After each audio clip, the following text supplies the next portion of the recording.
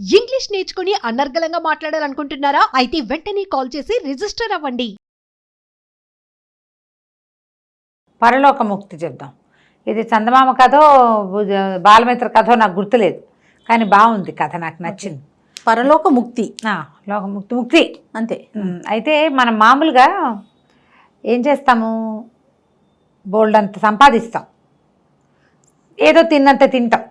మామూలుగా లోకంలో అందరూ తిన్నంత తింటాం, మన పిల్లలు తిన్నంత తింటారు. అక్కడ పొలం, ఇక్కడ పొలం, అక్కడ ఆస్తి, ఇక్కడ ఆస్తి, అక్కడేదో ఇల్లు, ఇక్కడేదో ఇల్లు, ఎన్ని ఇళ్ళు ఉన్నా ఇంకా ఇల్లు, ఇంకా ఇల్లు, ఇంకా ఇల్లు, ఇంకా బంగారం, ఎంత కొన్నా చాలదు. వీటిలో ఒక్కటైనా మన వెనకాల వస్తుంది రాదు. కానీ తెలిసిన మన పిల్లలు ఏం చేస్తారు, వాళ్ళు కూడా మనం ఇంత చేరిస్తే వాళ్ళు ఇంకా ఊడ్చి చీపురు చాట వేసుకుని ఇంకా పెంచుతారు దాన్ని. ఆశ చావదు, అక్కడి నుంచి ఇంకా ఇంకా చేస్తూనే ఉంటాం. ఇందులో ప్రతిసారి ఇది మనం పట్టుకెళ్తాము, అలా ఆలోచించాం. అసలు తెలిసిన విషయమే తెలుసు, మనం పట్టుకెళ్ళము, అది మనందరికీ క్లియర్. పిల్లలకు ఉంటుంది అనుకుంటాం, అయినా ఎక్కడ అవుతాం రమ్మగారు, ఆగం కదా, ఆగలేకపోతాం. మాయ చేయ ఇదంతా. అయితే పూర్వం ఒక ఆయన ఇలాంటి ఒక విచిత్రమైన ఆలోచన చేశాడు, సంపాదించిన ఆయన. ఆ కథ అనమాట ఇది. ఓకే. సుధాముడని ఒక మహాముని ఉన్నాడు, ఒక ముని. ఆయన ఎప్పుడూ తపస్సు చేసుకుంటూనే ఉండేవాడు. చేయగా అగ్నిహోత్రుడు ప్రత్యక్షమయ్యాడట. అగ్నిదేవుడు ప్రత్యక్షమై అగ్నిని ఉపాసన చేసేవాడు ఆయన. దేనైనా ఉపాసించవచ్చు మనం, ఇంద్రుడిని ఉపాసించే వాళ్ళు కూడా కనపడతారు. ఈ అగ్ని ఉపాసనతో అగ్నిదేవుడు ప్రత్యక్షమైతే ఈయన సుధాముడు నాకు ముక్తిని ప్రసాదించు దేవా అన్నట్టు. నీకు ముక్తి రాదురా నాయన, నువ్వు నీ జన్మల కింద నువ్వు కోటీశ్వరుడిగా జన్మించావు.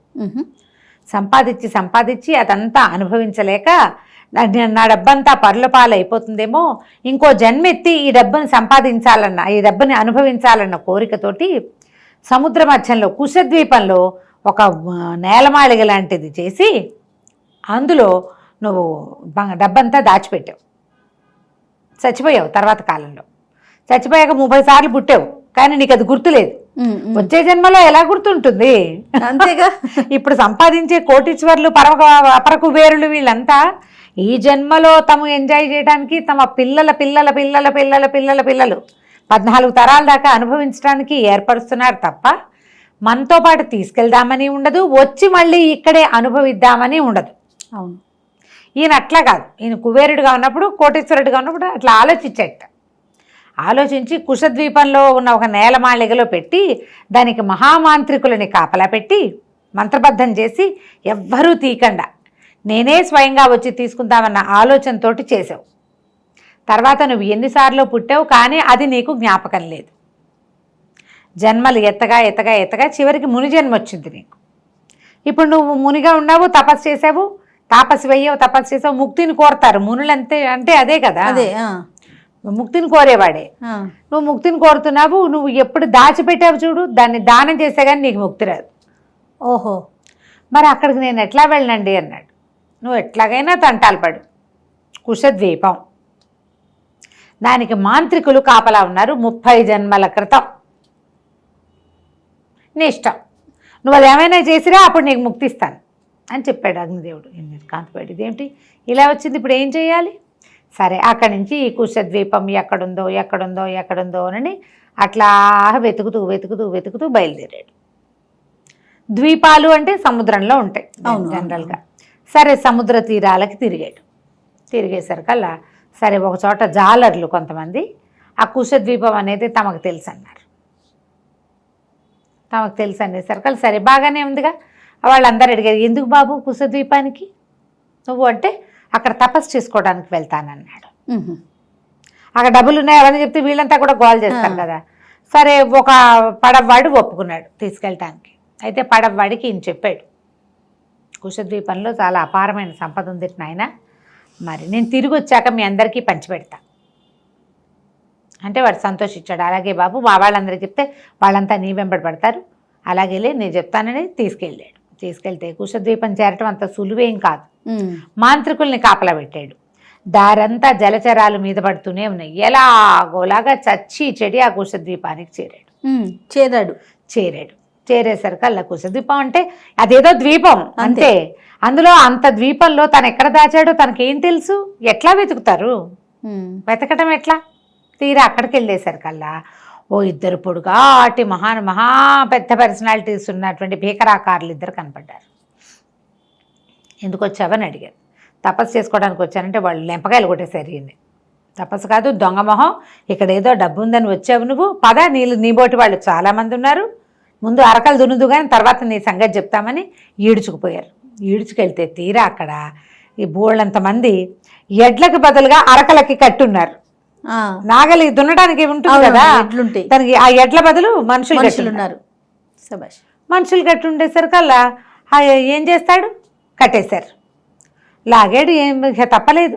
ఆయన వాళ్ళకి చెప్పాడు, నేను ఈ ద్వీపం నాదే ఒకప్పుడు కొన్ని జన్మల క్రితం, నేను ఇక్కడ అపార ధనరాశులు దాచిపెట్టాను అనేసరికల్లా వాళ్ళిద్దరు అన్నారు, గడిత గుడ్డులే, అపార ధనరాశులు ఎవడో దాచిపెట్టాడు 30 తరాలు గడిచిపోయినాయి, మా పెద్దవాళ్ళని నియమించాడు, మా పెద్దలు పోయారు, మేము వచ్చాం, ఆ డబ్బులు రక్షించడం మా బాధ్యత. నీబోటి మునులకి తాపసులకి అవి అందవు, అవి పెట్టినవాడు కోటీశ్వరుడు, వాడు నువ్వు కాదు, వాడెవడో మాకు తెలియదు, నువ్వైతే గ్యారంటీగా కాదు దున్నన్నారు. ఇక ఏం చేస్తాడు, వాళ్ళతో పడి దున్నటం మొదలుపెట్టాడు. రోజులు గడిచాక అక్కడ ఉన్న గుంపులు ఒక కుర్రాడి ఈయన్ని గుర్తుపెట్టాడు.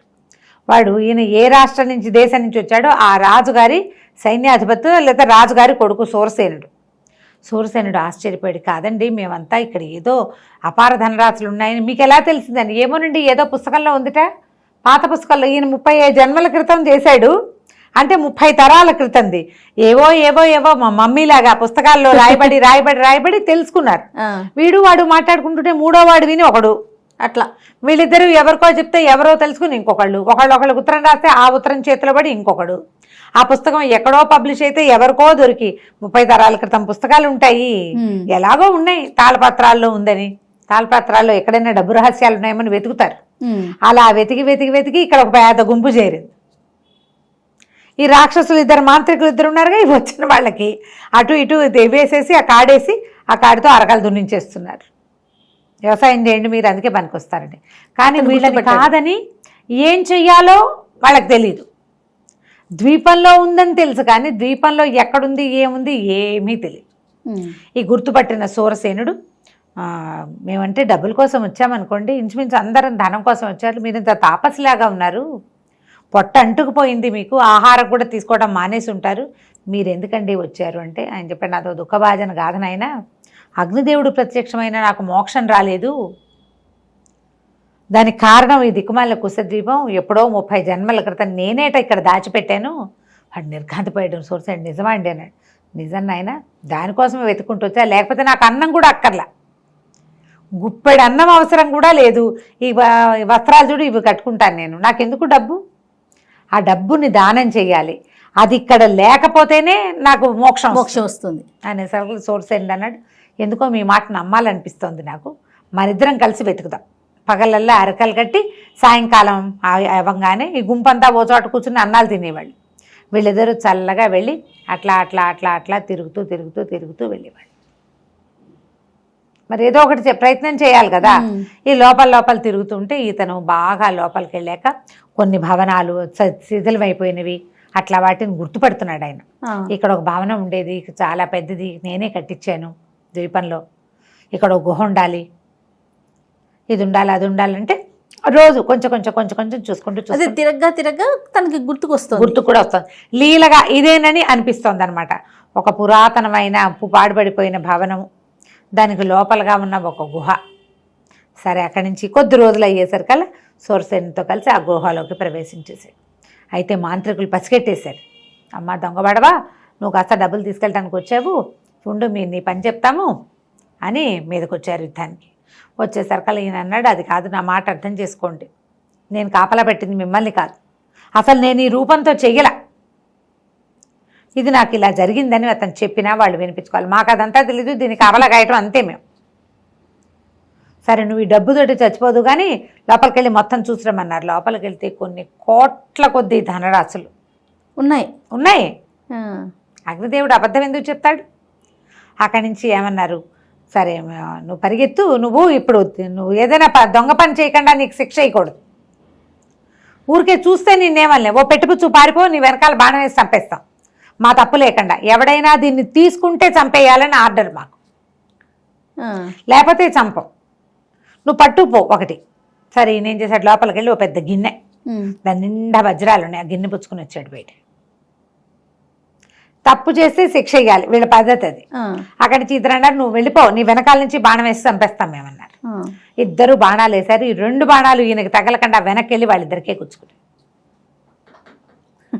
డబ్బా ఆయనదే కదా, అదేలే. అతను దొంగతనం చేయట్లా. దొంగతనం అంటే ఏది, నీది నేను తీసుకుంటే దొంగతనం, నాది నేనే తీసుకుంటే దొంగతనం కాదుగా. అలా తప్పు చేయని వాడి మీదకి బాణం ఎక్కువ పెట్టినందుకు బాణాలు వెళ్ళి వెనక్కి వెళ్ళి గుచ్చుకుపోయినాయి వాళ్ళకి. ఓహో. ఇద్దరు భగ్గుమని మండి కాలిపోయారు. కాలిపోయేసరికి ఈ భవనం పెళ్ళాడుతూ పక్కకు పడిపోయింది. ఏ గదిలో ఇతను ఇంత బంగారాన్ని డబ్బుని మణిమాణిక్యాలు నిక్షిప్తం చేశాడో ఆ గది ఇట్లా ప్రస్ఫుటంగా కనబడడం మొదలుపెట్టాడు. సూర్యసేనుడు ఆశ్చర్యపడి అందరినీ పిలిచాడు, రండి రండి, ఆశపడద్దు, దీనికోసం నేను పక్కనే ఉన్నాడు సూర్యసేనుడు, ఆశపడద్దు, ఆ డబ్బంతా ఇయ్యింది. వాళ్ళందరికీ తెలిసింది ఇక్కడ జరుగుతున్నది ఏంటి. ఆయన ఏది ఇస్తే అది పుచ్చుకోండి అన్నాడు. అందరికీ దోసేళ్ల కొద్దీ పూసాడు దానంగా. వాళ్ళు ఆశపడలా, ఎందుకంటే అక్కడ ఎన్ని రోజుల నుంచో అక్కడ ఉండిపోయారు వాళ్ళు. అక్కడి నుంచి ఆ పడవ నది తీరానికి వచ్చి పడవ వాళ్ళకి సైజ్ చేశారు. అక్కడి నుంచి వీళ్ళతో ఈయంతో ఒక పడవవాడు వచ్చాడు కదా, వాడు దూరంగా లంగరేసుకుని ఉన్నాడు. ఎన్ని రోజులో ఉన్నాడు. ఈయన బతుకుంటాడో చచ్చిపోతాడో తెలియదు, కానీ వాడికి ఆశ అనమాట. ప్రతిరోజు వచ్చి చూసేవాడు ఇక్కడికి, ఎక్కడ దింపాడో అక్కడ దాకా వచ్చేవాడు. వీళ్ళు కనపడేసరికల్లా మనుషులు పడవవాడు అందరినీ తన ఫ్రెండ్స్ని కేకేసుకొచ్చాడు. ఇక్కడున్న ధనరాశులన్నీ మూటలుగా కట్టి మొత్తం బయటికి మోసుకెళ్ళి పడవాళ్ళకి బెస్తవాళ్ళకి ఆ ఊళ్ళో ఉన్న జనాలందరికీ దోశలతోటి పంచేశాడు, ఒక్కటి కూడా ఉండనివ్వకుండా. పంచిన తర్వాత ఆయన మరణించాడు. మరణించిన వాడికి అగ్నిహోత్రుడు ఏం చెప్పాడు, నీకు ముక్తి లభిస్తుంది అన్నాడు కదా.